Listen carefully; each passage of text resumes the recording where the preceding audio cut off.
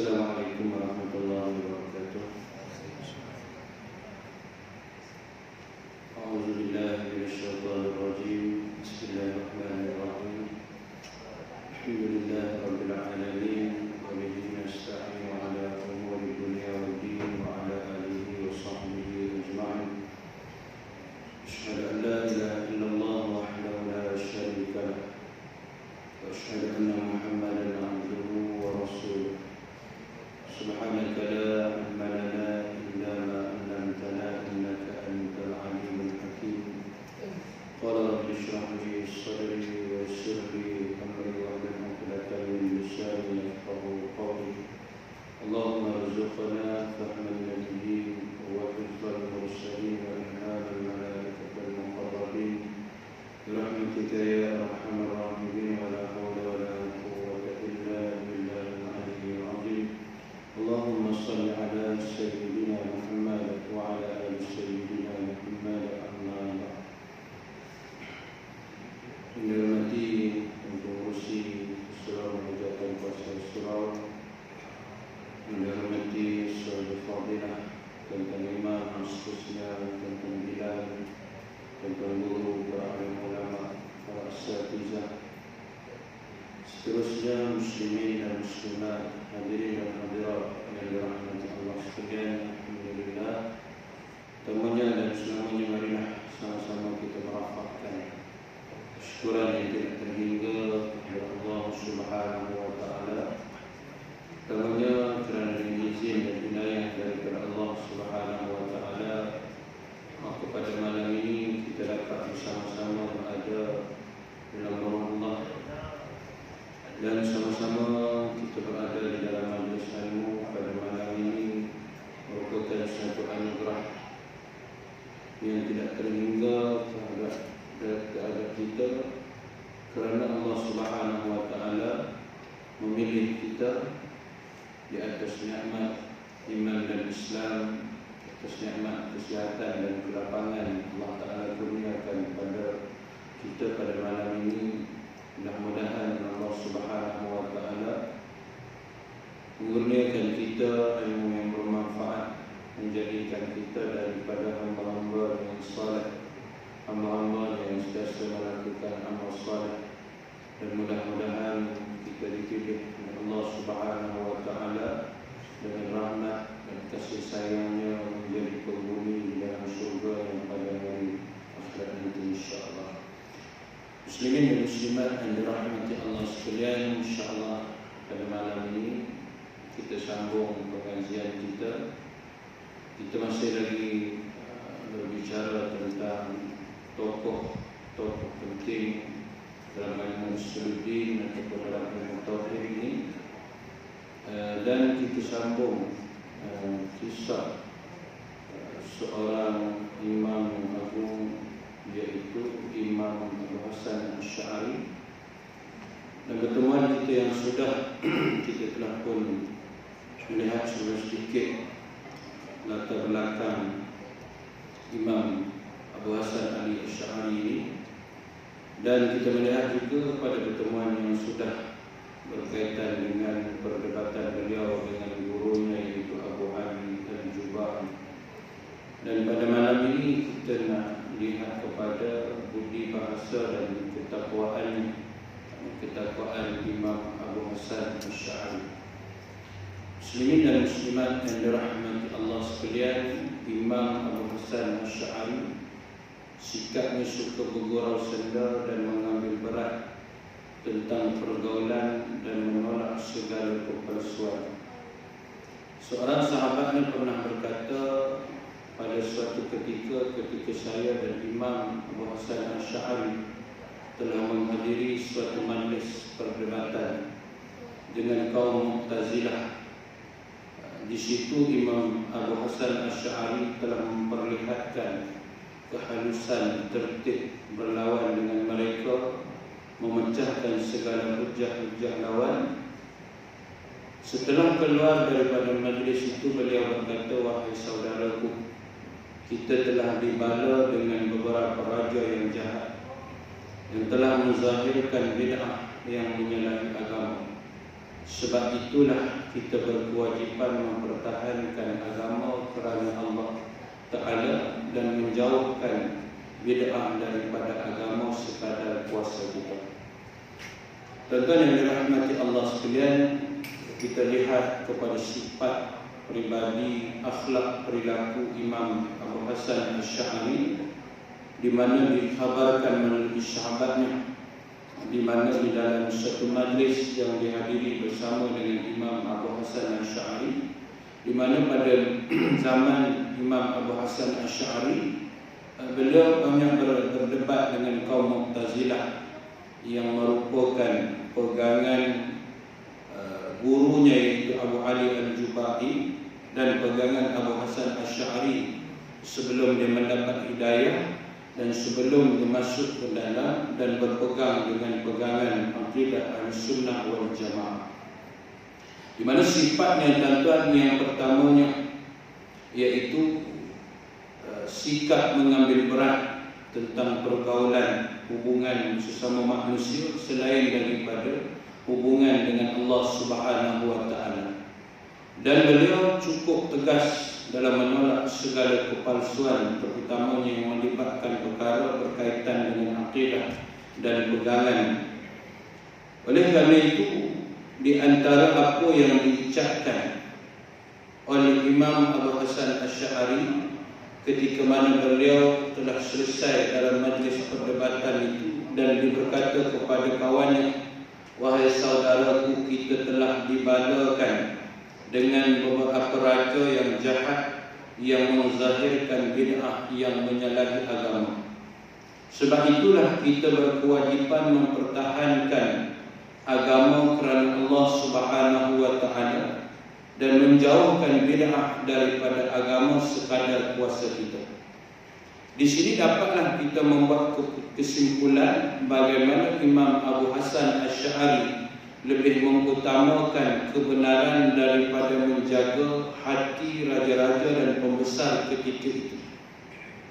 Juga terdapat pada dirinya sikap suka kembali kepada kebenaran. Menjadi tanggungjawab kita tuan-tuan bahawa kita mengutamakan kebenaran. Kerana disebut di dalam hadis Nabi sallallahu alaihi wasallam, Nabi kata, "Qulil haqq walau kana murra." Katakan kebenaran itu walaupun ianya pahit. Kebenaran yang Allah Ta'ala sifatkan, kebenaran yang Nabi SAW nyatakan melalui pelbagai cabaran dan ujian. Kadang-kadang kita nak sebut tentang kebenaran, kita tidak sanggup menyatakan kebenaran mungkin kerana kita nak menjaga hati kawan-kawan kita, mungkin kita nak jaga hati saudara-saudara kita, mungkin kita nak jaga hati ketua-ketua kita, lantas kita mengenepikan kebenaran. Tetapi kebenaran itu perlu dinyatakan, kebenaran itu perlu dizahirkan, walaupun keadaan yang akan kita lalui itu adalah suatu kepahitan, suatu kesusahan, suatu kepayahan. Itulah yang dilalui oleh baginda Nabi sallallahu alaihi wasallam di awal perjuangan dakwah Nabi. Nabi menyatakan kebenaran. Nabi mengajak manusia supaya mentauhidkan Allah Subhanahu wa Ta'ala, perkara yang menjadi punca kemarahan masyarakat Arab Quraisy pada ketika itu kepada batang tubuh baginda Nabi sallallahu alaihi wasallam. Sebab Nabi ajak kembali kepada mentauhidkan Allah Subhanahu wa Ta'ala. Itu kebenaran yang dinyatakan oleh Nabi sallallahu alaihi wasallam. Sedangkan kalau kita lihat sejarah di mana Nabi sallallahu alaihi wasallam di usia remaja Nabi, ketika Nabi berada bersama dengan pembesar-pembesar Quraisy, mereka cukup menghormati Nabi sallallahu alaihi wasallam kerana Nabi menyelesaikan banyak perkara, terutamanya dalam masalah peletakan batu Hajar Aswad pada ketika itu. Sehingga kan Nabi sallallahu alaihi wasallam digelar dengan gelar Al-Amin, orang yang paling dipercayai pada waktu itu. Tetapi kerana menyatakan kebenaran, melalui wahyu yang Allah Ta'ala sampaikan melalui malaikat Jibril kepada Nabi SAW. Lantas perkara itu menjadi suatu kebencian dan kemarahan orang-orang Quraisy kepada Nabi SAW. Tuan-tuan yang dirahmati Allah sekalian, jadi kita ambil pengajaran daripada apa yang berlaku kepada Nabi SAW. Walau apapun yang berlaku kepada kita, kebenaran itu pasti kita perlu nyatakan. Walaupun berlaku kesusahan dan kepayahan kepada kita sekalipun, kebenaran itu tetap kita kena nyatakan. Jadi begitulah sifat dan sikap Imam Abu Hasan Ali Asy'ari. Juga terdapat dalam dirinya sikap suka kembali kepada kebenaran. Sikap yang baik yang perlu ada kepada diri kita juga, tuan-tuan. Selain daripada kita menyatakan kebenaran, kadang-kadang tuan-tuan kita ada melakukan kesilapan, melakukan kesalahan. Maka sikap yang perlu ada kepada kita, bila kita tersalah, bila kita tersilap, maka kita perlu kembali kepada kebenaran, kembali kepada Allah Subhanahu Wa Taala, kembali kepada akidah yang diredai oleh Allah Subhanahu Wa Taala, kembali kepada agama yang diredai oleh Allah Subhanahu Wa Taala, kembali kepada cara hidup yang diredai oleh Allah Subhanahu Wa Taala. Muslimin dan muslimat yang dirahmati Allah sekalian,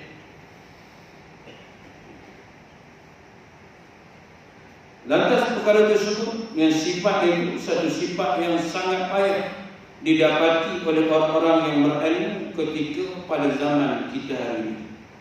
Lihatlah secara terang-terangan dia mengaku di hadapan orang ramai, dia meninggalkan i'tiqad yang bertahun-tahun yang diamalkan. Jadi kalau kita tengok bagaimana sejarah disebut dalam kitab kita ni, tuan-tuan, ketika mana beliau mendapat hidayah daripada Allah Subhanahu Wa Taala, beliau pergi di hadapan orang ramai mengisytiharkan dia kembali kepada tauhid dan akidah yang benar, dan dia menyatakan apa yang dipegang selama ini iaitu satu pegangan yang salah. Pengakuan dan pernyataan kebenaran inilah yang kadang-kadang sebenarnya pada diri kita satu perkara yang agak susah. Kita dah buat silap, lalu kita nak menyatakan kesilapan kita dan kita nak menyatakan kita kembali kepada kebenaran, itu bukan satu perkara yang mudah. Bukan satu perkara yang mudah. Jadi sifat inilah kata pengarang kitab kita bahawa susah kita nak cari orang yang bersikap seperti ini pada zaman kita pada hari ini. Termasuklah kita, tuan-tuan. Mungkin ada juga di kalangan kita yang kadang-kadang buat silap, tuan-tuan. Bila dah terlanjur melakukan kesilapan, kadang-kadang kita tidak mengaku kesilapan kita. Kadang-kadang kita rasa apa yang kita buat itu adalah perkara yang benar, jadi menyebabkan kita tidak mahu kembali kepada kebenaran. Jadi muslimin dan muslimat dirahmati Allah sekalian, pada zaman beliau menganut mazhab Mu'tazilah.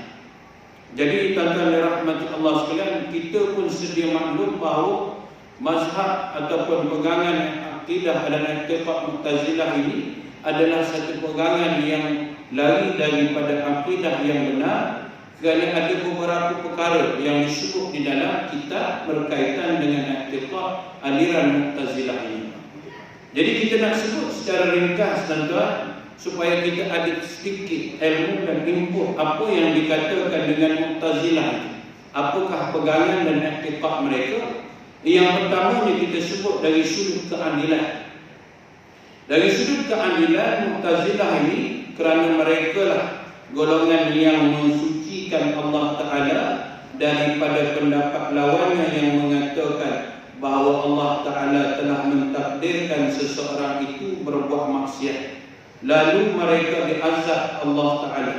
Sedangkan Mu'tazilah berpendapat bahawa manusia adalah merdeka dalam segala perbuatan dan bebas bertindak. Sebab itu mereka diazab di atas perbuatan dan tindakan. Inilah yang dimaksudkan dengan keadilan. Jadi i'tiqad pertama dalam menyatakan keadilan, di mana pegangan Mu'tazilah itu berpendapat bahawa manusia bebas dalam melakukan apa jua perbuatan. manusia dia bebas melakukan apa jua perbuatan. Dari sudut perbuatan Allah serahkan pada manusia. Sedangkan i'tiqad Ahlussunnah wal Jamaah, apa yang kita faham bahawa kita berada di antara pahaman yang mengatakan bahawa usaha, ikhtiar, perbuatan manusia itu tidak memberi bekas. Selain itu manusia hanya mampu untuk berikhtiar melakukan sesuatu. Selebihnya adalah kuasa Allah Subhanahu wa Ta'ala. Jadi ini i'tiqad yang kita pegang, tentang i'tiqad Ahlussunnah wal Jamaah. Bahawasanya Allah Ta'ala sudah mentakdirkan sesuatu kepada kita, tetapi kita diberi peluang oleh Allah Subhanahu wa Ta'ala untuk melakukan ikhtiar dan usaha kita. Selain daripada itu, ikhtiar dan usaha kita itu tidak memberi bekas kepada tindakan apa yang telah ditakdirkan oleh Allah Subhanahu wa Ta'ala. Yang keduanya tentang dari sudut i'tiqad dan tauhid, mereka menafikan dan meniadakan sifat-sifat Allah Subhanahu wa Ta'ala. Artinya Tuhan itu tiada bersifat. Kerana seandainya bersifat yang bermacam-macam, nescaya Allah Ta'ala berbilang-bilang, yakni lebih daripada satu. Inilah yang dimaksudkan mereka dengan ahli tauhid, menafikan sifat-sifat Allah. Jadi yang keduanya dari sudut sifat-sifat Allah Subhanahu wa Ta'ala, di mana mereka menafikan, kata mereka Allah Ta'ala itu tidak mempunyai sifat. Sekiranya Allah Ta'ala itu mempunyai sifat, nescaya Allah juga berbilang-bilang, lebih daripada satu. Kita punya i'tiqad, pegangan kita, Allah Ta'ala itu besar. Allah Subhanahu wa Ta'ala itu memiliki sifat kesempurnaan. Segala sifat kesempurnaan itu adalah sifat bagi Allah Subhanahu wa Ta'ala. Tetapi pada mereka kata sekiranya Allah Ta'ala itu mempunyai sifat, maka berarti Allah Ta'ala itu berbilang-bilang. Macam mana berbilang-bilang sifat? Jadi inilah yang disebut oleh pengarang kitab berkaitan dengan i'tiqad dan pegangan ahli Mu'tazilah. Dan yang seterusnya dari sudut perbuatan mukmin ataupun orang yang melakukan dosa besar. Orang Islam yang mengerjakan dosa besar dan yang sampainya mati belum bertaubat, orang itu dihukum tidak kafir dan tidak pula mukmin. Jadi orang ni tuan-tuan, suatu hidup dia mengerjakan dosa besar, yang mana bila dia mati dia tidak sempat bertaubat kepada Allah Subhanahu wa Ta'ala. Jadi orang itu dihukum tidak kafir dan tidak pula mukmin, tetapi di antara keduanya, maka dinamakan orang fasik. Berhaklah dia masuk ke neraka kerana kefasikannya, dan kekallah dia di dalam neraka. Kerana menurut pandangannya, orang yang demikian itu tidak kafir dan tidak Islam. Jadi ada suatu tempat di antara keduanya untuk mereka. Sebab itulah golongan ini disebut Mu'tazilah. Al-manzilu bainal manzilatain. Di rumah di antara dua rumah. Jadi mukmin pun tidak, kufur pun tidak, syurga pun tidak, neraka pun tidak, duduk tengah-tengah. Ini i'tiqad pada orang yang melakukan dosa-dosa. Kemudian tentang qadar, ketentuan Allah Subhanahu wa Ta'ala. Pendapatnya bukanlah Allah Ta'ala menjadikan segala perbuatan makhluk ini, tetapi makhluk sendirilah yang menjadikannya dan menggerakkan segala perbuatannya. Oleh kerana itu, mereka diberi dosa dan diberi pahala. Dengan demikian, kita telah menyifatkan Allah Ta'ala dengan bersifat keadilan, dan Allah Ta'ala tidak menyukai perbuatan kebinasaan dan kezaliman. Kemudian dari segi ketentuan Allah Subhanahu wa Ta'ala terhadap makhluk itu, jadi pada pandangan mereka bahawasanya Allah Ta'ala itu tidak menjadikan segala perbuatan makhluk, tetapi makhluk sendirilah yang menjadikannya dan menggerakkan segala perbuatannya. Jadi pada kita tuan-tuan, kita tidak ada kekuatan, kita tidak ada kekuasaan La haula wala quwwata illa billahil aliyyil azim. Itu sebuah sedikit tuan-tuan, dan insya-Allah perkara ini kita akan bincang dalam pertemuan-pertemuan kita yang akan datang insya-Allah. Jadi kita nak sambung tentang Imam Abu Hasan Asy'ari. Itu sebenarnya tuan-tuan, tapi kita nak bagi tahu pendapat-pendapat dan pandangan Mu'tazilah yang menyeleweng daripada akidah yang benar itu. Jadi pada masa zaman Mu'tazilah, masa Imam Abu Hasan Asy'ari menganut mazhab Mu'tazilah, beliau telah mengarang sebuah kitab yang besar yang membantu mazhab Mu'tazilah. Waktu Imam Abu Hasan Asy'ari duduk dalam mazhab Mu'tazilah, dia mengarang satu kitab yang besar bagi mazhab Mu'tazilah. Apabila beliau telah berpihak kepada ahli sunnah wal jamaah, dikarangnya pula sebuah kitab sebagai menolak kitabnya yang dahulu dan katanya berbunyi, sekarang kami rujukkan yang ini dan kami salahkan yang itu, yakni kitab yang dikarang semasa bermazhab Mu'tazilah. Maka siapa-siapa yang menggunakannya jangan lagi berpaling kepadanya. Jadi bila dah Imam Abu Hasan Asy'ari duduk bersama dengan ahli sunnah wal jamaah, dia garang satu kitab yang menolak dan melarang sesiapa sahaja yang berpegang dengan kitab yang dikarang waktu dia bersama dengan Mu'tazilah. Kalau ikut, tinggalkan. Kerana dia menyedari kesilapan dan dia menyedari kesalahan dan dia bertaubat dan dia bertanggungjawab terhadap kitabnya, maka dikarang kitab lain untuk mengajak manusia yang pernah mengikut kitabnya dahulu supaya tinggalkan kitab tersebut, kembali kepada bersama-sama dengan dia dalam aliran akidah Ahlussunnah wal Jamaah. Tentang hal pemalu dan waraq cukuplah sebagai bukti daripada perkataan Ahmad Ali Al-Faqih. Saya telah berkhidmat kepada Imam Abu Hasan Ali Asy'ari 2 tahun di Basrah dan Baghdad sehingga beliau wafat. Maka saya dapati tidak ada orang yang lebih waraq daripada beliau dan orang yang lebih pemalu daripadanya. Jadi cerita tentang pemalu dan waraq Imam Abu Hasan Asy'ari ini diceritakan oleh Ahmad Ali Al-Faqih yang berkhidmat untuk Imam Abu Hasan Asy'ari. Tentang pekerjaan dunia, beliau sangat pemalu dan beliau yang lebih rajin tentang pekerjaan akhirat. Beliau juga telah menafkahkan segala perhasilan kebun-kebun yang diwakaf datuknya, yaitu Bilal bin Abi Burdah. Jadi selain daripada itu, apa yang disebut di sini bahawa selain daripada sifatnya yang pemalu dan beliau merupakan orang yang rajin dalam melakukan pekerjaan akhirat. Jadi tuan-tuan yang dirahmati Allah sekalian, pengajaran yang kita ambil daripada kisah ini tuan-tuan, dalam kita melayani kehidupan dunia yang sementara itu, kita sibuk dengan pekerjaan dunia, janganlah sampai kita lupa daripada kita melakukan pekerjaan akhirat. Malah kita dituntut supaya lebih rajin untuk kita mengerjakan pekerjaan akhirat. Kerana pekerjaan akhirat itu adalah bekalan untuk kita bawa bertemu Allah Subhanahu wa taala.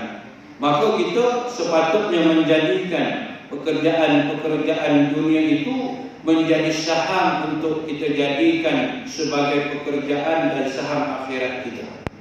Hal dunia tuan-tuan kita buat dia supaya jadi akhirat. Bukannya susah tuan-tuan. Benda nak jadi akhirat ni benda yang mudah. Yang pertamanya kata para ulama, perbetulkan niat kita.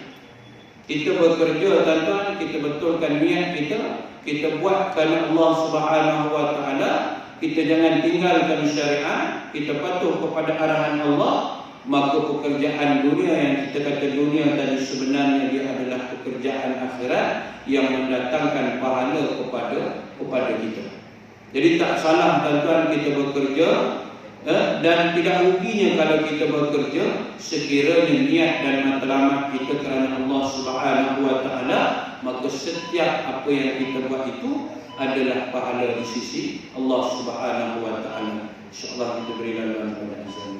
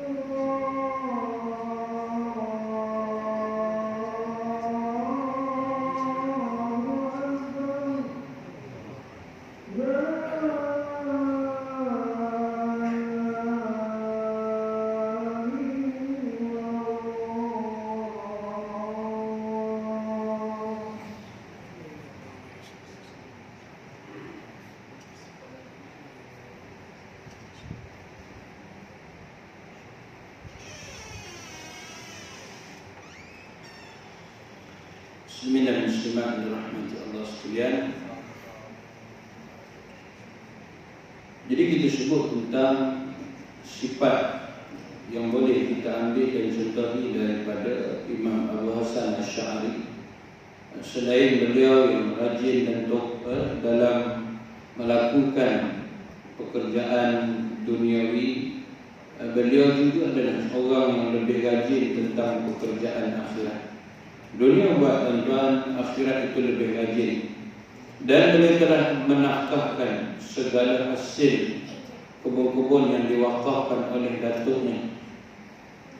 Adapun orang yang semasa dengan Imam Abu Hasan Ali Asy'ari ialah Muhammad bin Mahmud yang terkenal dengan panggilan Abu Mansur al-Maturidi, yang juga salah seorang imam mazhab Ahlussunnah wal Jamaah. Beliau yakni Imam Hasan Asy'ari wafat di desa bernama Maturidi As-Samarqand di Asia Tengah pada tahun 333, kemudian 9 tahun daripada Imam Abu Hasan Asy'ari. Jadi Imam Abu Mansur Maturidi ini di antara salah seorang yang berada bersama dengan Imam Abu Hasan Asy'ari.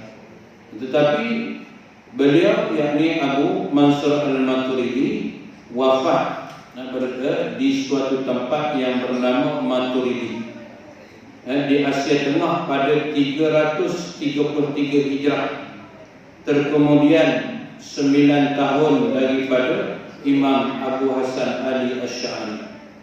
Beliau juga berdiri bersama dengan Imam Abu Hasan Asy'ari mempertahankan akidah Ahlussunnah wal Jamaah. Walaupun begitu, ada juga perselisihan di antara keduanya, tetapi tidak membawa kepada perselisihan yang terkeluar daripada batas syarak.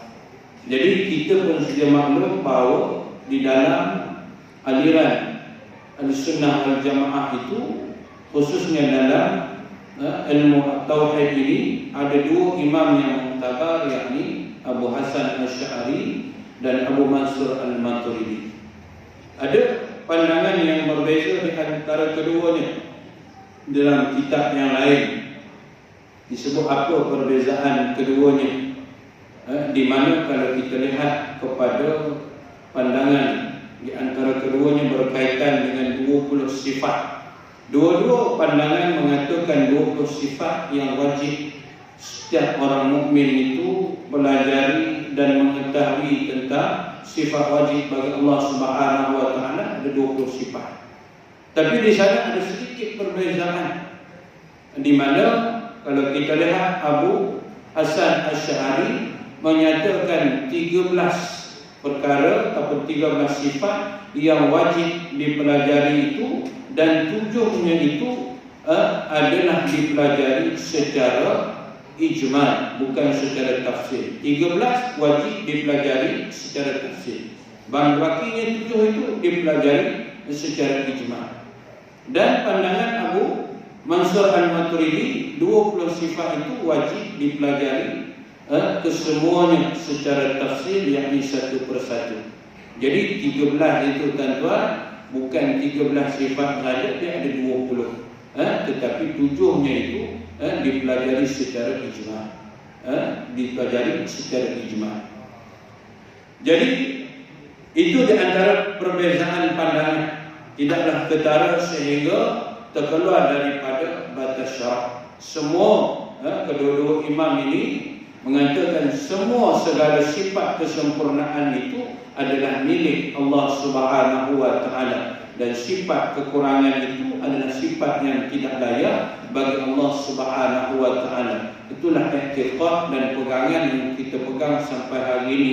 Itulah i'tiqad Ahlussunnah wal Jamaah yang dipelopori oleh dua orang imam ini, yaitu Abu Hasan Asy'ari dan juga Abu Mansur al-Maturidi. Jadi Imam Abu Hasan Asy'ari telah wafat di Baghdad pada tahun 324 Hijrah. Dan pada usia ketika itu 64 tahun. 64 tahun. Jadi selepas daripada kewafatan Imam Abu Hasan Asy'ari pada 333 Hijrah, selepas itu wafat kemudiannya yaitu Abu Mansur al-Maturidi. Jadi selepas 9 tahun Abu Hasan Asy'ari meninggal, barulah Imam Abu Mansur al-Maturidi meninggal. Di tangan kedua ulama inilah ilmu tauhid mula memancarkan cahayanya, yang sebelum itu telah menjadi perbahasan yang hangat di kalangan umat Islam. Kemudian sepeninggalan beliau, berdualah datang ulama-ulama lain yang mengikuti jejak langkah beliau, sehingga akhirnya ilmu tauhid itu menjadi popular hingga kini dan merupakan ilmu yang maha penting dalam Islam. Banyak ulama yang menyusun ilmu tauhid dalam kitab-kitab yang tebal, yang demikian ini menunjukkan bahawa begitu besar perhatian umat Islam tentang ilmu tauhid ini. Itu sedikit tuan-tuan sejarah perjalanan hidup Imam Abu Hasan Ali Asy'ari, yang mana kita akan belajar mengambil pandangan daripada kedua-dua imam ini, yaitu Abu Hasan Asy'ari dan Abu Mansur Al-Maturidi. Daripada sejarah dia berada dalam kesesatan Mu'tazilah, sehinggalah dia keluar mendapat hidayah petunjuk daripada Allah, keluar daripada mazhab Mu'tazilah, kemudian beliau mempelopori mazhab Ahlussunnah wal Jamaah. Jasa dan pengorbanan kedua imam ini dalam membantu umat Islam, khususnya dalam mengenal Allah Subhanahu wa taala, jasanya yang cukup besar. Jasanya yang cukup besar. Jadi maka pada hari ini tidak heranlah kalau kita tengok kitab-kitab ilmu tauhid Ahlussunnah wal Jamaah ini banyak tuan-tuan yang menjadi rujukan dan pegangan yang kita boleh ambil sebagai kitab pengajian kita, tuan-tuan. Ada kitab yang jari, ada kitab yang rumi, yang mana perbahasan yang sama untuk membantu kita mengenal Allah Subhanahu wa taala.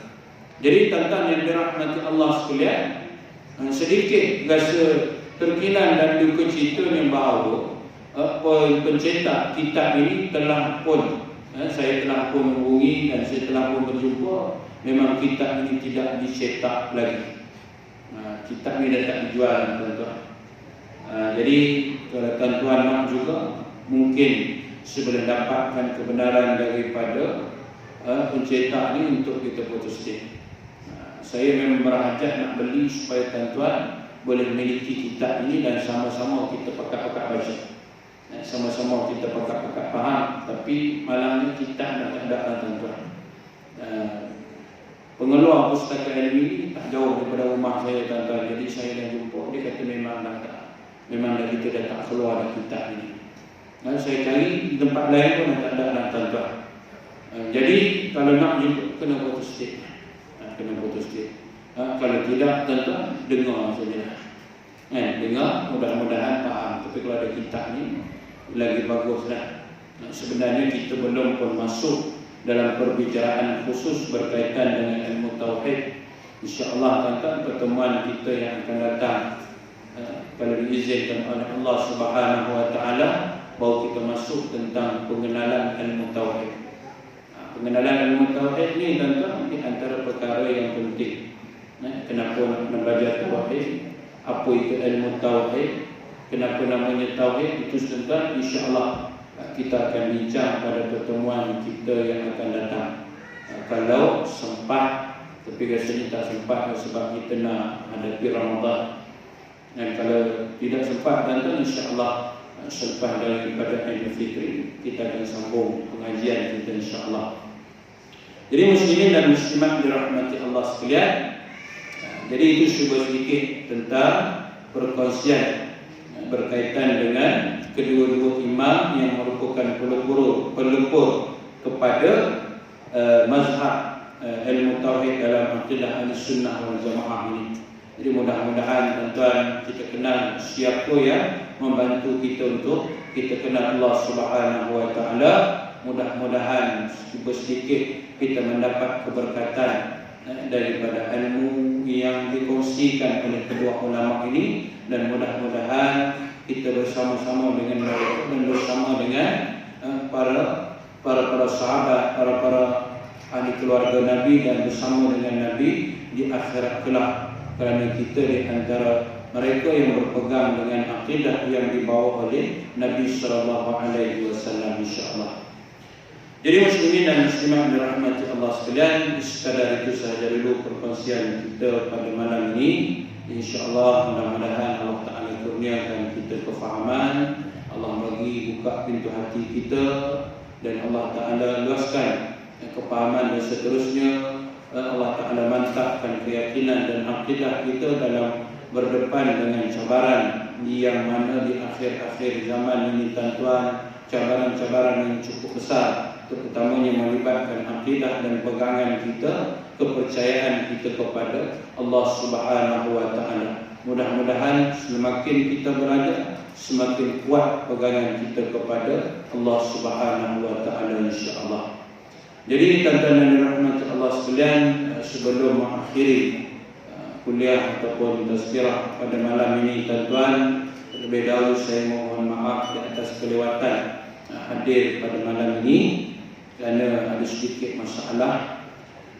Saya mohon maaf di atas kelewatan tersebut. Dan yang keduanya tuan-tuan, saya nak mengambil kesempatan masa untuk semerayu dan memohon kepada tuan-tuan yang mana ingin memberi sumbangan kepada pembangunan sekolah saya di Kuala Ketil Kedah, yang mana insya-Allah saya akan balik pada hujung bulan nanti, dan mudah-mudahan sebalik itu tuan-tuan adalah sedikit sumbangan daripada tuan-tuan yang saya boleh sampaikan kepada pihak sekolah dalam meneruskan perjalanan sekolah ini tuan-tuan. Dan insya-Allah tuan-tuan yang mana nak bagi sumbangan untuk pembinaan, tuan-tuan boleh masukkan dalam tabung yang telah disediakan. Dan saya nak minta pada tuan-tuan yang mana nak bagi sumbangan berbentuk tajaan majlis berbuka puasa dan juga bersahur bagi sekolah kami. InsyaAllah kita memerlukan lebih kurang belanjawan dalam RM6,000 untuk jangka masa sebulan Ramadan tersebut. Dan insyaAllah sepanjang Ramadan ini kita selain daripada berpuasa dan salat tarawih, kita juga mengadakan majlis tadarus Quran dan juga bacaan zikir tahlil, yang mana tiap-tiap malam kita akan buat dan kita akan baca dan kita hadiahkan kepada ahli keluarga, penyumbang-penyumbang kita dan umumnya kepada seluruh umat Islam insya-Allah. Jadi RM6,000 ni tuan-tuan boleh rujuk kepada apa nama ni, bilan kita tuan-tuan, biro dakwah kita, kerana saya ada kongsi dengan dia dalam WhatsApp nombor telefon dan juga nombor akaun yang tuan-tuan boleh masukkan duit secara terus kepada ke dalam akaun sekolah. Cuma tuan-tuan kena maklumkan kepada saya ataupun pengurusi yang kita sediakan nombor telefon tadi, duit sumbangan untuk tujuan apa. Kalau untuk tajaan berbuka puasa, tuan-tuan kena masukkan, bagi tahu tujuan untuk berbuka puasa.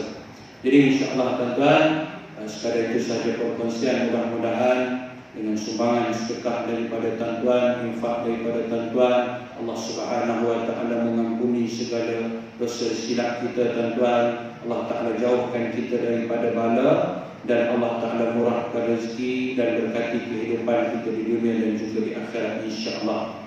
Jadi sekadar itu sahaja dulu perkongsian pada malam ini. Apa yang baik itu datang daripada Allah, apa yang lemah yang kurang itu datang daripada kekurangan dan kelemahan manusia sendiri.